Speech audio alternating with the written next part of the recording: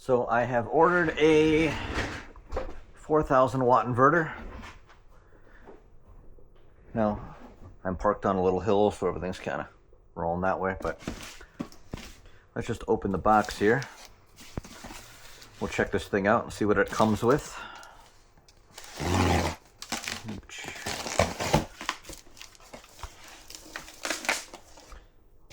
All right. Looks to be pretty beefy. Alright, we got negative cable, positive cable, and the inverter itself, which foam and foam. Anything else in the box? Oh, there is actually a remote with it looks like. Interesting. See what the battery situation is. Nothing. No battery. So that's cool. This is going to take one of those weird batteries that's impossible to get, but whatever. This looks like it has 4 outlets. All right. Let's unscrew that. Interesting. Okay, so it looks like we have actual caps on these. A little protection there. So this is supposed to be 4,000 continuous and 8,000 peak. So when you're looking at power inverters, a lot of the sneakier ones will claim to have a certain rating, but if you read into the description, that rating they're advertising is peak power, not the actual constant power. And sometimes when you start like a little air compressor or something with a motor, or, it'll have a little bit of a surge instead of just what it's running at, and that's the peak power. So for a tiny little bit, it will do 8,000 until whatever starts, and now we're at 4,000. And then this is going to go up here. This is the actual plug in here for the power inverter, so let's replace this tiny one with something a tad more substantial.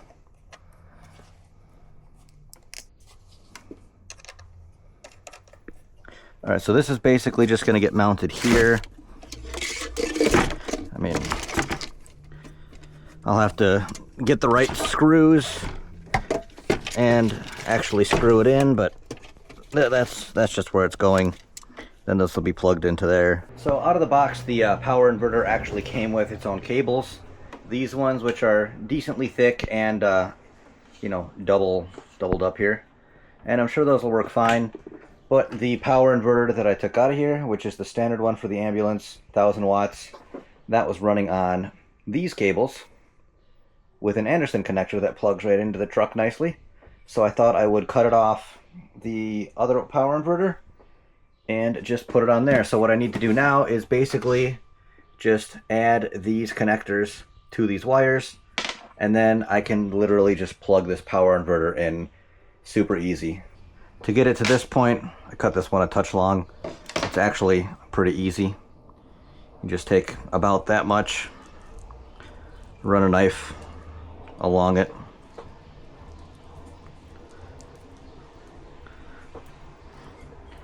Just be careful not to cut yourself. Then as soon as you feel that blade start to bite into those threads in there, you know you're deep enough. And then that's it. That's simple. Then we'll put it in there like that, crunch it down, and then tape it up and everything, and then we should be good. Now they're both black wires, so how do I know which is which? Well, easy.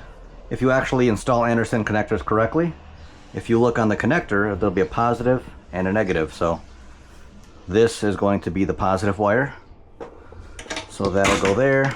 By default, That's the negative wire. I think it's definitely going to be better than nothing.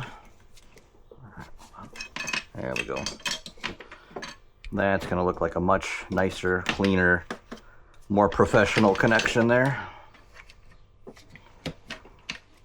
There we go. So we'll go basically up to there, and then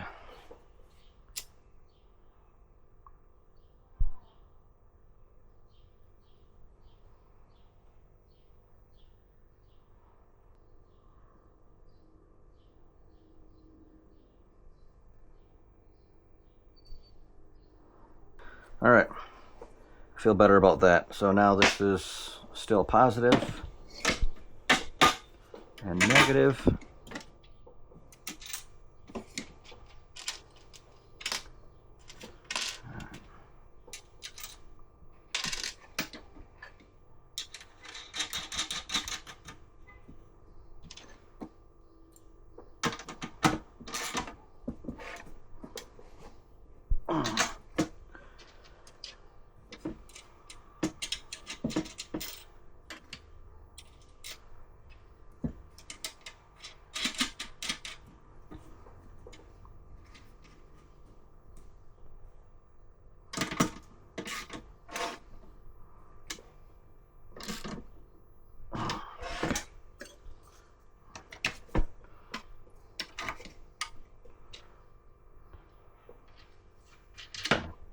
So now we don't really have any like metal exposed. We don't have a big long connector there or anything. So for safety's sake and, you know, professionalism and pride in your work and all that, should be a lot better. Now, all we have to do is go back here and eventually we're gonna have to screw it down, but we just gotta plug it in now.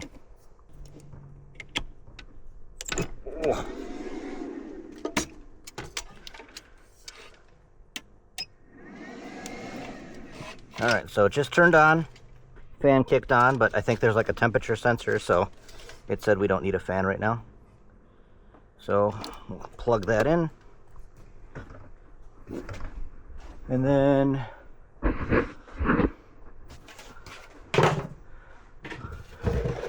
this is going to be probably one of the biggest loads I'll ever actually run in here. You know, little chargers and whatever. Don't really take a whole lot, so yeah, this will take a second to get hot. Let's see if this says anything about the load or anything. Energy in the orange load, about 50%, which are only charging at an amp. These batteries in here I think are a couple of years old and not the greatest. So I think I'm going to put new batteries in there, but this is impressive that it's actually running both of these hot plates here. We also have the Milwaukee charger going, we have the computer plugged in, and we have two hot plates going. Ooh. Yeah, I did have this kit, which I suppose I could have used, but I already had the Anderson connectors specifically for a power inverter, so. Ooh. Oh yeah, now that's getting toasty. Yeah, these are actually on full all the way up. Turn that off. Turn that off. Okay. All right. Well, I think I have enough power in here now. Now the solar system, the inverter, that's all good. Now the battery capacity is the next thing to look at, and I think I'm just going to buy new batteries because I got one underneath in the engine bay. I got two in the battery box down there. They're all tied together. There's no isolator. There's no specific house batteries or anything in here. So if I think I just replace all three of those, I'll have plenty of juice all the time, and we should be all good for power in here now. And then one other quick little thing I want to do is at some point I might actually want another little 12 volt feed for something down here. I don't know what, but and so instead of cutting it and clipping it off right at the edge, I'm going to put a little, I cut off the end of it, which looked like this. Same thing, just but, you know, positive side. This is ground, so not worried about it. But I'm going to put a piece of heat shrink here, and then we just pinch it. And now this can't accidentally bounce and short and spark and, you know, cause problems. So, and then for the sake of redundancy, this does work. So I'll just, I guess, put it in the junk cabinet for now. If that one were to have an issue, you know, be nice to have a backup if needed. But that's about all I'm doing right now, so mission accomplished with the power.